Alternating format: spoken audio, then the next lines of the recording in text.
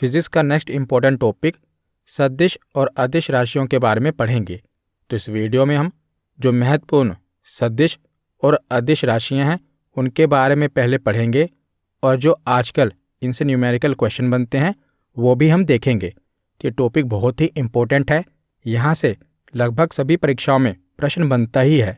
तो पहले हम पूरे टॉपिक को अच्छे से कवर करेंगे और लास्ट में प्रीवियस ईयर क्वेश्चन भी कवर करेंगे। तो पहले आप पूरी वीडियो को अच्छे से देखें और लास्ट में प्रीवियस ईयर क्वेश्चन जरूर अटेम्प्ट करें। तो चलिए बिना देरी किए हुए वीडियो को शुरू करते हैं। तो चलिए वीडियो की शुरुआत करते हैं। तो सदिश और अदिश ये राशियां हैं क्या, यानी कि वेक्टर और स्केलर क्वांटिटीज़ है क्या। तो ये भौतिक राशियों के प्रकार हैं। तो आखिर भौतिक राशि क्या है? तो वह राशि जिसका मापन किया जा सके। पिछली वीडियो में मैंने आपको बताया था कि जिसका मेजरमेंट किया जा सके उसे भौतिक राशि कहते हैं। जैसे कि ऊंचाई, तापमान, भार, इसको हम मेज़र कर सकते हैं ना कि आपकी ऊंचाई कितनी है, हम न्यूमेरिकल फॉर्म में बता सकते हैं। तो इसे क्या कहा जाएगा? फिजिकल क्वांटिटी कहा जाएगा, भौतिक राशि कहा जाएगा। और सदिश और अदिश राशियाँ भौतिक राशियों के ही प्रकार हैं। तो भौतिक राशियों को दिशा, परिमाण व मात्रा के आधार पर निम्न वर्गों में वर्गीकृत किया गया है। तो भौतिक राशियों को दो भागों में बांटा गया है। पहला है मापन और मात्रा के आधार पर, यानी कि मेजरमेंट और यूनिट के आधार पर। तो पिछली वीडियो में हमने ये वाला पार्ट कवर कर लिया है, मापन और मात्रा के आधार पर कवर कर लिया है। अगर आपने वो वीडियो नहीं देखी तो फिजिक्स की प्लेलिस्ट में जाकर जरूर देख लेना।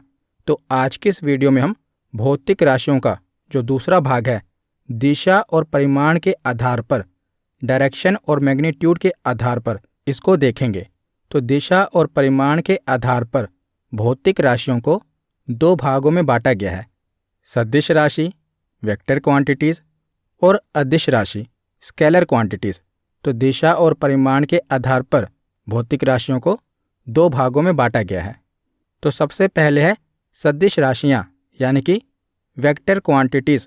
तो सदिश राशियाँ कौन सी होती हैं? तो ऐसी भौतिक राशियाँ जिनको व्यक्त करने के लिए परिमाण के साथ साथ दिशा की भी आवश्यकता होती हो, सदिश राशियाँ कहलाती हैं। तो परिमाण क्या होता है? तो परिमाण यानी कि न्यूमेरिकल वैल्यू, जो संख्यात्मक मान होता है। जैसे आपसे पूछा जाए कि आपका वजन कितना है, तो मान लीजिए आपका वजन 50 किलोग्राम है, तो आप कहेंगे कि मेरा वजन 50 किलोग्राम है। तो 50 किलोग्राम में जो 50 है ना, ये मैग्नीट्यूड है, परिमाण है। जो भी न्यूमेरिकल वैल्यू होगी ना, उसी को परिमाण कहा जाएगा। तो सदिश राशियाँ कौन सी होती हैं?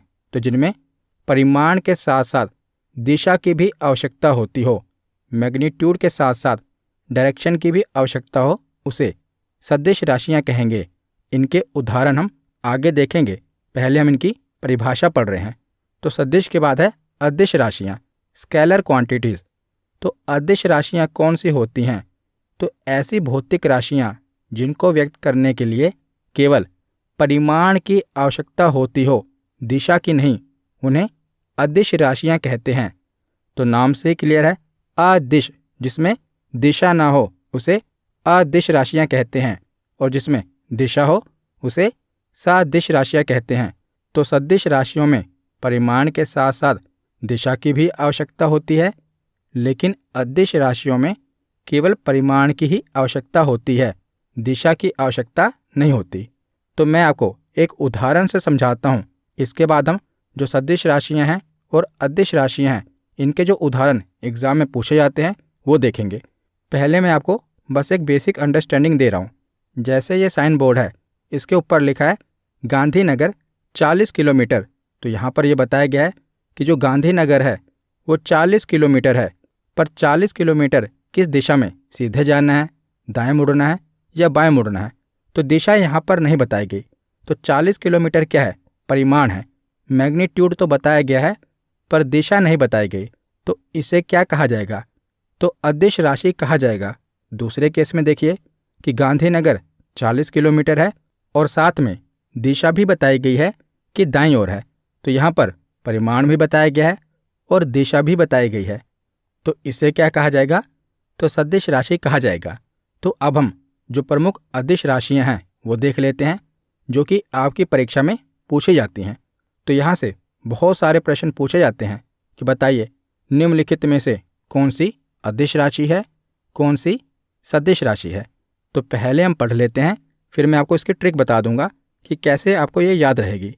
वैसे तो अगर आप कॉमन सेंस लगाएंगे ना, थोड़ा सोचेंगे, तो आपको वैसे ही पता चल जाएगा कि अदिश राशि कौन सी है और सदिश राशि कौन सी है। तो जिसमें दिशा की आवश्यकता हो वो सदिश है, जिसमें दिशा की आवश्यकता ना हो वो अदिश है। जैसे कि दूरी, तो दूरी में कोई दिशा की आवश्यकता नहीं होती।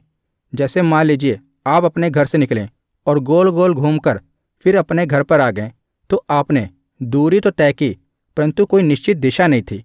तो ये क्या है? अदिश राशि है।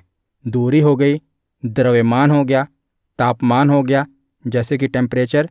जैसे जब आपको बुखार होता है तो डॉक्टर आपको यही बताता है ना कि 102 डिग्री या 103 डिग्री फ़ारेनहाइट बुखार है। वो कभी ये तो नहीं बताता ना कि 103 डिग्री उत्तर दिशा की ओर बुखार है, तो कभी दिशा नहीं बताता। तो तापमान क्या होगा? अदिश राशि होगी। जो ऊर्जा है, एनर्जी है, ये क्या है? अदिश राशि है। जब आप खाना खाते हैं तो आपके शरीर को एनर्जी मिलती है। तो जो एनर्जी मिलती है, ऐसा तो नहीं है कि उत्तर दिशा में ज़्यादा मिल रही है, दक्षिण दिशा में कम। तो इसमें कोई दिशा नहीं होती। तो ऊर्जा क्या है? अदिश राशि है। जो कार्य है ये भी अदिश राशि है। जो स्पीड है ये भी अदिश राशि है। क्षेत्रफल भी अदिश राशि है। घनत्व, डेंसिटी भी अदिश राशि है। दाब यानी कि प्रेशर भी अदिश राशि है, बहुत बार पूछा गया है। शक्ति, पावर जो है ये भी अदिश राशि है। समय यानी कि टाइम, ये भी अदिश राशि है। विद्युत धारा, इलेक्ट्रिक करंट, इसमें भी कोई दिशा नहीं होती, तो ये भी अदिश राशि है। और फ्रीक्वेंसी, आवर्ती, ये भी अदिश राशियाँ हैं। इसके बाद देखते हैं सदिश राशि यानी कि वेक्टर क्वांटिटीज़। तो आप देखेंगे कि जो भी सदिश राशियाँ हैं इनमें या तो वाह होगा या बा होगा। कुछ इसके अपवाद हैं, वो भी हम पढ़ लेंगे। कुछ अदिश राशियाँ हैं उनमें भी वाह या बा लगा हुआ है, पर फिर भी वो अदिश राशियाँ हैं। पर मैंने आपको बताया ना कि जहाँ पर कन्फ्यूज़न होगी वहाँ पर आप अपना कॉमन सेंस लगाना कि इसमें दिशा है या नहीं है। वैसे जो सदिश राशियाँ हैं ज़्यादातर इनमें वाह या बा देखने को मिलेगा। जैसे विस्थापन यानी कि डिस्प्लेसमेंट, तो इसमें भी वाह है, तो ये सदिश राशि होगी। तो विस्थापन और दूरी में फ़र्क क्या होता है? तो विस्थापन और दूरी में ये फ़र्क होता है, विस्थापन का मतलब होता है न्यूनतम दूरी, यानी कि एक निश्चित दिशा में जो न्यूनतम दूरी होती है ना, उसे विस्थापन कहा जाता है। तो अगर मैं आपको उदाहरण से समझाऊं, जैसे जब आपको स्कूल में प्यास लगती थी तो आप मैडम या सर से पानी पीने के लिए पूछ कर जाते थे और डायरेक्ट जहाँ पर वाटर कूलर या पानी की टूटी होती थी वहाँ पहुँच जाते थे और पानी पी लेते थे। उसके बाद लेकिन पानी पीने के बाद जब आप क्लास वापस आते थे, डायरेक्ट सीधा नहीं आते थे, गोल गोल घूम कर तब आते थे। तो जब आप क्लासरूम से पानी पीने के लिए गए तो वो क्या होगा? तो वो विस्थापन होगा। एकदम न्यूनतम दूरी है एक निश्चित दिशा में। लेकिन जब पानी पीने के बाद आप क्लासरूम वापस आते थे तो कोई निश्चित दिशा नहीं होती थी, तो उसे दूरी कहा जाएगा। तो विस्थापन में क्या होता है? ये न्यूनतम दूरी होती है और इसमें एक निश्चित दिशा होती है। तो ये सदिश राशि है। इसके बाद है वेग यानी कि वेलोसिटी, तो ये भी सदिश राशि है। त्वरण यानी कि एक्सेलरेशन, आप देख रहे हैं कि सब में वह है, तो विस्थापन, वेग में भी वह है, त्वरण में भी वह है, तो ये क्या है? ये सदिश राशि है। संवेग, इसमें भी वह है। मोमेंटम, तो ये भी सदिश राशि है। भार, इसमें वह नहीं है लेकिन ये सदिश राशि है। तो किसी भी चीज़ का वेट कैसे आ रहा है? जैसे आपका ही शरीर है, आपका भार कैसे आ रहा है? क्योंकि जो पृथ्वी का गुरुत्वाकर्षण बल है वो किसी भी वस्तु को नीचे की ओर खींच रहा है ना, तभी तो उसका वेट आ रहा है। तो भार क्या है? सदिश राशि है। आवेग, ये भी सदिश राशि है। बल यानी कि फोर्स, ये भी सदिश राशि है। तो मैंने आपको बताया कि या तो वाह होगा या तो बा होगा, तो ये भी सदिश राशि है। तो कोणीय विस्थापन, तो अगर विस्थापन सदिश राशि है तो कोणीय विस्थापन भी सदिश राशि ही होगी। कोणीय वेग, ये भी सदिश राशि है। कोणीय त्वरण, ये भी सदिश राशि है।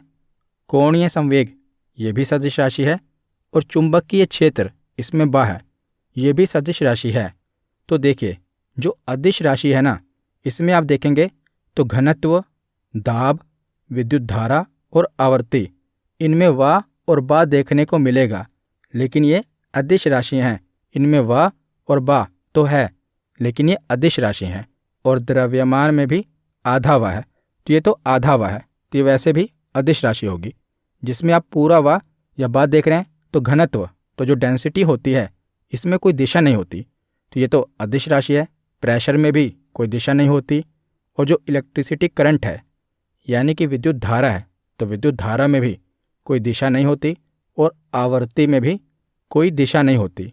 तो ज़्यादातर जो भी भौतिक राशियां हैं जिनमें वा या बा लगा होगा तो क्या होंगी, वो सदिश राशियां होंगी।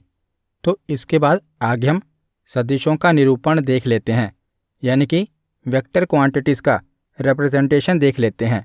तो सदिशों को निरूपित करने के लिए, उनको रिप्रेजेंट करने के लिए किसी भी भौतिक राशि के ऊपर तीर के चिन्ह का प्रयोग किया जाता है। और यहाँ पर जो तीर का माथा होता है उसकी दिशा को बताता है। तो मैंने आपको बताया ना कि जो सदिश राशियाँ होती हैं उनमें परिमाण भी होता है और डायरेक्शन भी होती है। तो वेक्टर को रिप्रेजेंट करने के लिए क्या किया जाता है कि डायरेक्शन को बताने के लिए जो भी क्वांटिटी होती है ना, उसके ऊपर तीर के चिन्ह का प्रयोग किया जाता है। जैसे आप देख रहे हैं कि ए के ऊपर तीर के चिन्ह का प्रयोग किया गया है, तो अब इसे ए वेक्टर कहा जाएगा, ए सदिश कहा जाएगा। तो आगे हम सदिशों के बीजगणित के बारे में पढ़ लेते हैं। तो जो अदिश राशियां होती हैं उनका बीजगणित नहीं होता, उनका जो जोड़ घटाव होता है वो सीधा सीधा हो जाता है। जैसे 2 + 3 5 होते हैं, तो अदिशों का जोड़ ऐसे ही होता है। जो अदिश राशियां होंगी उनका जोड़ आएगा तो ऐसे आएगा 2 + 3 तो 5। इसीलिए अदिश राशियों का बीजगणित नहीं पूछा जाता, लेकिन सदिश राशियों का बीजगणित पूछा जाता है क्योंकि ये निकालना पड़ता है।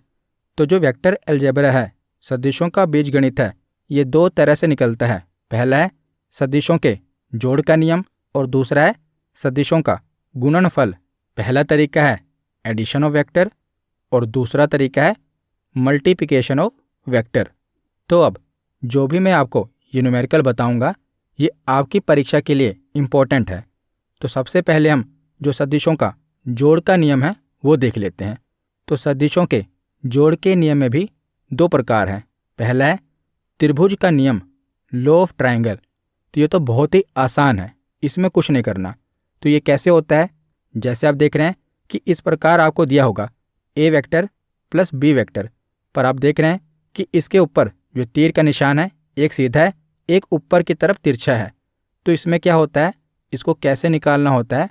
तो ए वेक्टर का जो हेड होता है, हेड यानी कि माथा, जो आगे की ओर है इसे हेड कहते हैं माथे को, और जो पीछे पूंछ है उसे टेल कहते हैं। ए वेक्टर का हेड बी वेक्टर के टेल पर आ जाए तो इसका जो परिणाम होगा, परिणाम यानी कि रिजल्ट आएगा, वो जुड़ जाएगा। जैसे आप देख रहे हैं कि ए वेक्टर का हेड और बी वेक्टर की जो टेल है ये आपस में जुड़ रही है। तो क्या होगा, जो रिजल्ट होगा वो ए वेक्टर प्लस बी वेक्टर होगा। मान लीजिए ए वेक्टर 2 है और बी वेक्टर 3 है, तो इसका रिजल्टेंट क्या होगा, तो 5 वेक्टर होगा, याद रखिएगा। इसके बाद देखते हैं इसका दूसरा तरीका, समांतर चतुर्भुज का नियम, लॉ ऑफ पैरेललोग्राम। तो इसमें क्या होता है, तो जैसे मान लो कोई वस्तु है और उसे कोई पूर्व की दिशा की ओर बल लगा रहा है और दूसरा व्यक्ति उस पर उत्तर की दिशा की ओर बल लगा रहा है, तो इनके बीच में क्या होगा, एक एंगल बनेगा, यानी कि कोण बनेगा, जिसे हम थीटा कहते हैं। और इसका रिजल्ट निकालने के लिए हमें ये फॉर्मूला लगाना पड़ेगा। जैसे आप देख रहे हैं ये ए वेक्टर है और ये बी वेक्टर है, तो इन दोनों के बीच यानी कि ए और बी के बीच जो कोण बन रहा है इसे थीटा कहा जाएगा। और इनका रिजल्ट कैसे आएगा, तो इसका फॉर्मूला है a² + b² + 2ab cos theta, इनका पूरा होल स्क्वायर रूट। तो जो कोस थीटा होता है ना, इसकी वैल्यू आपने ट्रिग्नोमेट्री में पढ़ी होगी। इसकी जो रेंज होती है ना वो -1 से लेकर +1 तक होती है, यानी कि इसी के बीच में होती है। कोस थीटा की वैल्यू कभी भी -1 से नीचे नहीं होगी और +1 से ऊपर नहीं होगी, -1 से लेके +1 तक इसके बीच में ही कोस थीटा की वैल्यू होती है। जैसे इसका उदाहरण देखते हैं, और ये प्रश्न एग्जाम में पूछा गया है कि यदि किसी वस्तु पर पूर्व की दिशा में 3 न्यूटन का बल लगता है तथा उत्तर की दिशा में 4 न्यूटन का बल लगता है तो परिणामी बल क्या होगा। तो यहाँ पर बताया गया है कि जो वस्तु है पूर्व की ओर उसमें 3 न्यूटन का बल लग रहा है और उत्तर की ओर 4 न्यूटन का बल लग रहा है, तो इसका परिणामी बल क्या होगा। तो आपको पता ही है कि उत्तर की दिशा ऊपर की ओर होती है, तो ऊपर की ओर 4 न्यूटन का बल लग रहा है और पूर्व की ओर 3 न्यूटन का बल लग रहा है, और इन दोनों के बीच में जो कोण बन रहा है, और आपको पता ही है कि जब भी ऐसी रेखा होती है, एक उत्तर की ओर है और एक पूर्व की ओर है, तो इनके बीच में 90 डिग्री का एंगल बनेगा। तो ए को हम 3 न्यूटन मान लेते हैं और बी को 4 न्यूटन। तो इसका रिजल्ट परिणाम कैसे निकलेगा, तो मैंने आपको फॉर्मूला बताया है कि a² + b² + 2ab cos theta का होल स्क्वायर रूट। तो इसमें आप वैल्यू फिल कर दो। a² कितना आएगा, a की वैल्यू है 3, तो 3 का स्क्वायर। b की वैल्यू कितनी है 4, तो 4 का स्क्वायर। 2ab, 2 तो 2 आ जाएगा, a की जगह 3 आएगा, b की जगह 4 आ जाएगा। मल्टीप्लाई होगा कोस थीटा से, तो कोस थीटा, थीटा की वैल्यू कितनी है 90 डिग्री है, तो कोस 90 डिग्री की वैल्यू कितनी होती है। तो 0 से लेके 90 डिग्री तक आपने पढ़ा होगा ट्रिग्नोमेट्री में, तो कोस 90 डिग्री की वैल्यू 0 होती है। तो अब आप इसको सोल्व कर दो, तो 25 का स्क्वायर रूट आएगा, जिसका आंसर होगा 5 न्यूटन। तो इसका परिणाम कितना आएगा, तो 5 न्यूटन इसका परिणाम आएगा। अब हम अगला कंसेप्ट समझ लेते हैं। तो ये सभी कंसेप्ट आपकी परीक्षा के लिए इम्पोर्टेंट है और ये आजकल परीक्षा में पूछे जा रहे हैं। तो इसमें क्या है, तो 2 तरह के परिणाम आपसे पूछे जाते हैं। एक तो इसका अधिकतम मान क्या होगा और एक न्यूनतम मान क्या होगा, यानी कि जो भी रिजल्ट आएगा इसकी मैक्सिमम वैल्यू कितनी हो सकती है या इसकी मिनिमम वैल्यू कितनी हो सकती है। ये जब आपसे पूछा जाएगा तो आपको कैसे बताना है। तो पहले मैं आपको थोड़ा कंसेप्ट समझा देता हूँ, फिर तो चुटकियों में आप निकाल लेंगे। तो जो फॉर्मूला मैंने आपको बताया था, फॉर्मूला सेम ही है, तो इसकी वैल्यू चेंज कैसे हो सकती है, यानी कि ए की वैल्यू और बी की वैल्यू में कोई चेंजेस नहीं है, तो चेंज आएगा कहाँ से, तो कोस थीटा की वैल्यू से चेंज हो सकती है। और मैंने आपको बताया कि जो कोस थीटा है इसकी रेंज क्या है, तो इसका न्यूनतम मान -1 है और अधिकतम मान +1 है, तो इससे ऊपर कोस थीटा की वैल्यू नहीं हो सकती। तो पहले हम देख लेते हैं कि जो रिजल्ट आ रहा है, परिणाम आ रहा है, अगर कोस थीटा की वैल्यू अधिकतम हो तो कितना रिजल्ट आएगा। तो यहाँ पर हम देख लेते हैं कि a² + b² + 2ab और मल्टीप्लाई जो कोस थीटा की वैल्यू है वो +1 ले लेते हैं। तो अगर हम +1 लेंगे तो जो 2ab है इसकी चाहे जो भी वैल्यू आए, अगर उसको 1 से मल्टीप्लाई करेंगे तो वैल्यू तो सेम ही रहेगी ना, क्योंकि 1 से मल्टीप्लाई हो रही है। तो 1 से मल्टीप्लाई होने पर क्या बन जाएगा, a² + b² + 2ab। तो ये किसका फॉर्मूला है, आपको याद आ रहा होगा कि a + b के होल स्क्वायर का फॉर्मूला होता है ना, a² + b² + 2ab। तो a² + b² + 2ab को अब हम लिख देंगे a + b का होल स्क्वायर, और स्क्वायर के साथ आपको पता है कि रूट कैंसिल हो जाता है, तो बचा क्या, a + b। तो अब आपको पूरा फॉर्मूला नहीं लिखना, जब भी आपसे अधिकतम मान पूछा जाए तो a + b कर देना है। a की वैल्यू अगर 2 है और b की वैल्यू 3 है, तो अधिकतम मान क्या होगा, 2 + 3 5। अब आपको पूरा फॉर्मूला नहीं लिखना है। मैं चाहता तो आपको ये डायरेक्ट फॉर्मूला बता देता कि अधिकतम मान का फॉर्मूला होता है a + b, पर पहले मैंने आपको समझा दिया कि a + b बना कैसे, यानी कि ये फॉर्मूला निकला कैसे। तो जब भी अधिकतम मान पूछा जाए तो a + b है। अब न्यूनतम मान देख लेते हैं। तो अधिकतम कोस थीटा की वैल्यू +1 हो सकती है और न्यूनतम कितनी हो सकती है, -1। तो अब कोस थीटा की जगह -1 फिल कर देंगे।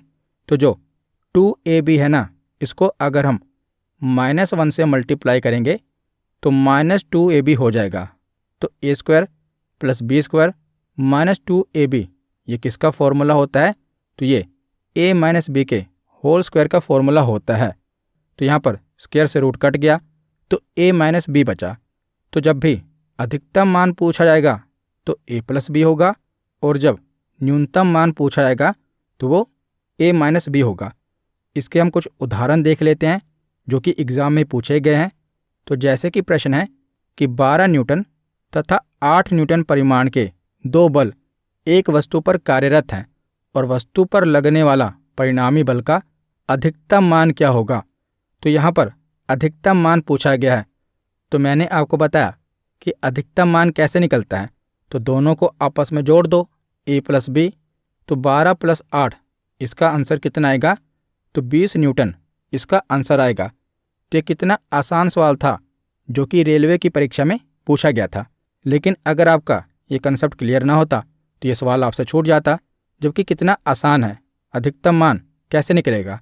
तो a+b 12 + 8 20 न्यूटन इसका आंसर होगा। अगला प्रश्न है कि अगर किसी वस्तु पर 3 न्यूटन और 4 न्यूटन का बल आरोपित हो रहा हो तो निम्न में से कौन सा परिणामी का परिमाण नहीं हो सकता। यहाँ पर यह पूछा गया है कि कौन सा मान नहीं हो सकता। तो देखिए इसे हम कैसे निकालेंगे। तो हम अधिकतम मान निकाल लेंगे और न्यूनतम मान निकाल लेंगे। तो कोई भी जो रिजल्ट होगा वो अधिकतम मान और न्यूनतम मान के अंदर ही होगा ना, उससे नीचे या उससे ज़्यादा तो हो नहीं सकता। तो जैसे मान लो यहाँ 4 न्यूटन को हम a मान लेते हैं और 3 न्यूटन को b मान लेते हैं। तो इसका अधिकतम मान होगा 7 न्यूटन और न्यूनतम मान होगा 1 न्यूटन। यानी कि जो इसका रिजल्ट आएगा वो 1 न्यूटन से लेकर 7 न्यूटन तक आ सकता है। तो यहाँ पर यह पूछा गया है कि क्या नहीं हो सकता। तो 2 न्यूटन ये हो सकता है क्योंकि 1 से लेकर 7 के बीच में 2 तो आ ही सकता है। 5 न्यूटन ये भी हो सकता है। 6 न्यूटन ये भी हो सकता है। लेकिन 8 न्यूटन ये नहीं हो सकता। तो क्यों नहीं हो सकता? क्योंकि जो अधिकतम मान है, मैक्सिमम वैल्यू है, वो 7 न्यूटन है। 7 न्यूटन से ऊपर तो हो ही नहीं सकती और 1 न्यूटन से नीचे नहीं हो सकती। तो जो 8 न्यूटन है ये इसका परिमाण नहीं हो सकता। तो इसका सही जवाब क्या है? Option D, 8 Newton. तो इसके बाद हम अगला महत्वपूर्ण कंसेप्ट देखते हैं, समकोणीय एकांक सदिश यानी कि रेक्टेंगुलर यूनिट वेक्टर। तो यूनिट वेक्टर क्या होता है? तो जिस सदिश का परिमाण 1 हो उसे एकांक सदिश कहते हैं। तो जो आप ये देख रहे हैं ये 3 एक्सिस हैं, x, y और z, 3 अक्ष हैं, और जो सदिश इनकी दिशा को दर्शाते हैं उन्हें कहते हैं i कैप, j कैप और k कैप। तो अगर हम किसी सदिश को i कैप के साथ लिख रहे हैं तो इसका मतलब है कि उसकी जो डायरेक्शन होगी वो x एक्सिस की ओर होगी। तो आप जो कमरे में बैठे हैं, अगर आप उसका कॉर्नर देखेंगे ना, नीचे की ओर उसका कॉर्नर देखिए, तो आपको उसमें भी 3 एक्सिस मिलेंगे। तो एक है x एक्सिस, एक है y एक्सिस और तीसरा है z एक्सिस। तो जो x एक्सिस की डायरेक्शन को दर्शाएगा उसे i कैप कहेंगे, y एक्सिस की डायरेक्शन को दर्शाएगा उसे j कैप कहेंगे, और जो z एक्सिस की डायरेक्शन को दर्शाएगा उसे k कैप कहेंगे। तो यहाँ से बहुत ही आसान सवाल आता है। जैसे उदाहरण के तौर पर आपको क्वेश्चन दिया होगा कि a vector equal to 3i cap plus 8j cap plus 5k cap. तो इस एग्जाम्पल से 4 क्वेश्चन बन सकते हैं। पहला क्वेश्चन तो ये कि x एक्सिस में परिमाण क्या है। तो जो मैंने आपको बताया कि x एक्सिस की ओर कौन दर्शाता है? i cap. तो x एक्सिस का परिमाण क्या होगा? तो जो i के साथ वैल्यू लिखी होगी ना, वही इसका परिमाण होगा। तो x अक्ष में परिमाण कितना है? 3। y अक्ष में परिमाण कितना है? तो जो j के साथ वैल्यू लिखी है 8। z अक्ष में परिमाण कितना है? तो जो k के साथ वैल्यू लिखी गई है, और अगर वैल्यू नहीं लिखी होगी तो 0 मानो। तो z अक्ष में परिमाण कितना है? तो 5। तो ये तीनों प्रश्न तो आसान है। और चौथा प्रश्न क्या है कि अगर आपसे a का परिमाण पूछ लिया जाए तब क्या होगा? a के साथ तो कोई वैल्यू लिखी नहीं है, तो a का परिमाण कैसे निकलेगा? तो पूरा जो तीनों i, j और k दिया हुआ है ना, रूट के अंडर इन तीनों का स्क्वायर करना है और आपस में जोड़ देना है। जैसे आप देख रहे हैं कि a का परिमाण कैसे निकाला जाएगा? तो 3 का स्क्वायर करो, 8 का स्क्वायर प्लस 5 का स्क्वायर, और इनको आपस में जोड़ दो तो 98 आ रहा है। तो 98 का स्क्वायर रूट इसका आंसर आ जाएगा। तो इसके हम कुछ उदाहरण देख लेते हैं। तो जैसे पहला प्रश्न है कि यदि b equal to 4i plus 6j plus 2k है तो b का परिमाण ज्ञात करें। तो b का परिमाण आपको बताना है। तो b का परिमाण कैसे निकलेगा? मैंने आपको बताया ना कि इन तीनों का स्क्वायर करके आपस में जोड़ दो और उसका जो अंडर रूट होगा वही इसका आंसर होगा। तो 4 का स्क्वायर 16, 6 का 36 और 2 का 4। तो 36, 16 और 4 तो ये कितना हुआ? तो 56 यानी कि 56। तो 56 का स्क्वायर रूट इसका आंसर होगा। अगला प्रश्न है कि सदिश 3i cap plus 4k cap y अक्ष पर प्रक्षेप होगा। तो यहाँ पर y अक्ष पर प्रक्षेप पूछा गया है। तो y अक्ष की ओर कौन दर्शाता है? तो j दर्शाता है, पर यहाँ पर j की वैल्यू तो दी नहीं। i जो है वो x एक्सिस की ओर दर्शाता है, k z एक्सिस की ओर दर्शाता है और जो j है वो y एक्सिस की ओर दर्शाता है, पर यहाँ पर k की वैल्यू नहीं दी है। तो मैंने आपको बताया कि जब वैल्यू ना दी हो तो आंसर कितना होगा? तो इसका आंसर होगा 0। ऑप्शन डी इसका सही जवाब है। तो सदिशों के जोड़ का नियम हमने देख लिया। अब हम सदिशों का गुणनफल देखते हैं, मल्टीप्लिकेशन ऑफ वेक्टर देखते हैं। तो मल्टीप्लिकेशन ऑफ वेक्टर दो तरह होता है। पहला है सदिशों का अदिश गुणनफल। तो अदिश गुणनफल किसे कहते हैं? तो जब a और b के बीच में डॉट होगा ना, इसे डॉट प्रोडक्ट कहते हैं। तो जो डॉट होता है ना, ये किसे सूचित करता है? तो ये अदिश गुणनफल को सूचित करता है। जैसे a वेक्टर और b वेक्टर के बीच में डॉट है तो इसे क्या कहा जाएगा? तो इसे सदिशों का अदिश गुणनफल कहा जाएगा। तो यदि कोई दो सदिश a और b एक दूसरे से थीटा कोण पर हों तो उसका अदिश गुणनफल a vector dot product b vector equal to ab cos theta होता है। यहाँ पर जो थीटा है वो a और b के बीच का कोण है। इसका उदाहरण हम आगे अभी देख लेंगे।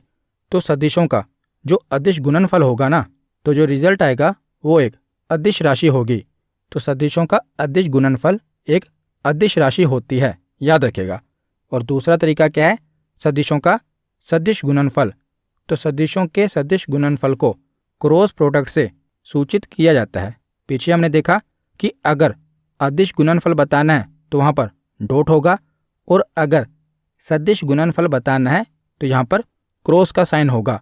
तो a vector cross b vector ये क्या होगा? ये सदिशों का सदिश गुणनफल है।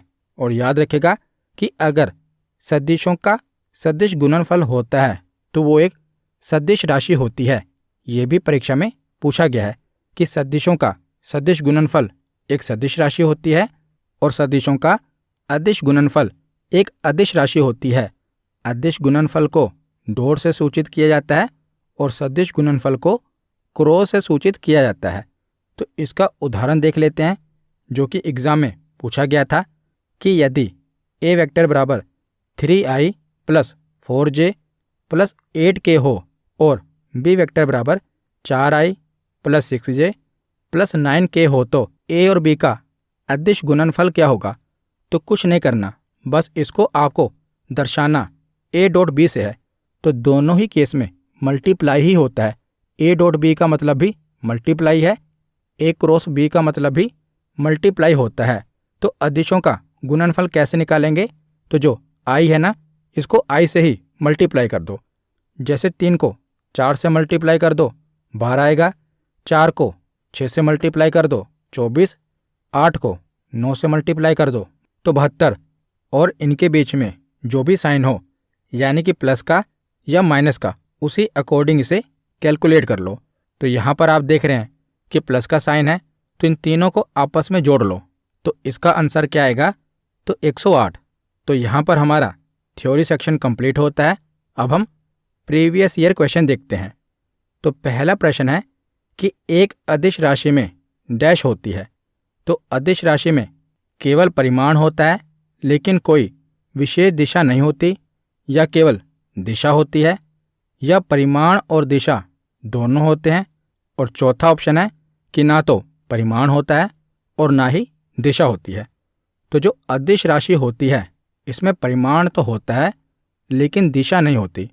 तो इसका सही जवाब होगा ऑप्शन ए, अगला प्रश्न है कि निम्न में से सदिश राशि को पहचानिए। ताप, दाब, संवेग और दूरी, इनमें से सदिश राशि कौन सी है? तो जो संवेग है ना, ये सदिश राशि है। ताप, दाब और दूरी, ये तीनों ही अदिश राशियां हैं। तो इसका सही जवाब होगा ऑप्शन सी। अगला प्रश्न है कि अदिश राशि के उदाहरण हैं। तो अदिश राशि के उदाहरण कौन से हैं? तो जो सदिश राशियां होती हैं, मैंने आपको बताया कि उनमें व या ब होता है, लेकिन ज़्यादातर अदिश राशियों में व या ब नहीं होता। तो आप देख ही रहे हैं कि जो तापमान है इसमें व या ब नहीं है। तो तापमान क्या होता है?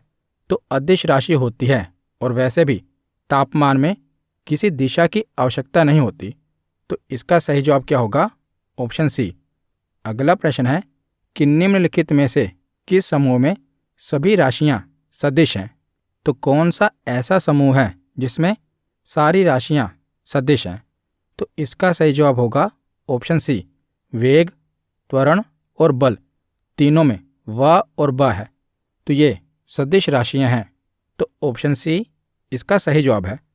अगला प्रश्न है कि निम्नलिखित में से कौन एक सदिश राशि नहीं है? तो कौन सी सदिश राशि नहीं है? संवेग, वेग, कोणीय वेग या द्रव्यमान? तो द्रव्यमान में आधा व है, मैंने आपको बताया था। जो द्रव्यमान है ये सदिश राशि नहीं है, ये अदिश राशि है। तो ऑप्शन डी इसका सही जवाब है। अगला प्रश्न है कि दो सदिशों का गुणनफल होता है सदिश, अदिश, सदिश या अदिश, या इनमें से कोई नहीं। तो दो सदिशों का गुणनफल क्या होता है? यहाँ पर यह नहीं बताया गया कि सदिश का सदिश से गुणनफल है या सदिश का अदिश से गुणनफल है। यहाँ पर यह पूछा गया है कि सदिशों का गुणनफल क्या होता है। तो सदिशों का गुणनफल सदिश भी हो सकता है और अदिश भी हो सकता है। तो ऑप्शन सी इसका सही जवाब है। अगला प्रश्न है कि 12 न्यूटन तथा 8 न्यूटन परिमाण के दो बल एक वस्तु पर कार्यरत हैं, तो वस्तु पर लगने वाले परिणामी बल का अधिकतम मान क्या होगा? तो यहाँ पर अधिकतम मान पूछा गया है। तो अधिकतम मान कैसे निकालेंगे? दोनों को आपस में जोड़कर। तो 12 + 8 कितना आएगा? तो 20 न्यूटन इसका सही जवाब होगा। तो ऑप्शन बी इसका सही जवाब है। अगला प्रश्न है कि यदि कि b = 4i + 6j + 2k हो, तो b का परिमाण ज्ञात करें। तो यहाँ पर b का परिमाण पूछा गया है, तो सबका स्क्वायर करके आपस में जोड़ दो और इनका स्क्वायर रूट इसका आंसर होगा। तो 4 का स्क्वायर 16, 6 का 36 और 2 का 4। तो 16 + 36 + 4 कितने हुए? 56। तो इसका सही जवाब होगा 56 का स्क्वायर रूट। तो ऑप्शन बी इसका सही जवाब है। तो अगला प्रश्न है कि a वेक्टर = 3i + 4j, इसका परिमाण क्या होगा? तो यहाँ पर इसका परिमाण पूछा गया है। तो अगर k की वैल्यू नहीं दी है तो उसे हम 0 मानेंगे। तो इनका परिमाण पूछा गया है, तो इसमें भी इनका स्क्वायर रूट करके अंडर रूट इसका आंसर आएगा। तो 3 का स्क्वायर रूट कितना होता है? 9, और 4 का स्क्वायर रूट होता है 16। तो 16 × 9 कितना होगा? 25। तो 25 का स्क्वायर रूट कितना होता है? तो 25 का स्क्वायर रूट 5 होता है। तो इसका सही जवाब होगा ऑप्शन ए। तो आज का आखिरी प्रश्न है कि अदिश राशि ज्ञात कीजिए। तो दूरी, विस्थापन, बल या वेग, इसमें से अदिश राशि कौन सी है? तो जो दूरी है ना, ये अदिश राशि है। विस्थापन, बल और वेग ये सदिश राशियां हैं, लेकिन दूरी अदिश राशि है। तो इसका सही जवाब क्या होगा? तो ऑप्शन ए इसका सही जवाब है। तो आज की वीडियो यहीं पर ख़त्म होती है। कैसी लगी ये वीडियो कमेंट सेक्शन में ज़रूर बताना। धन्यवाद।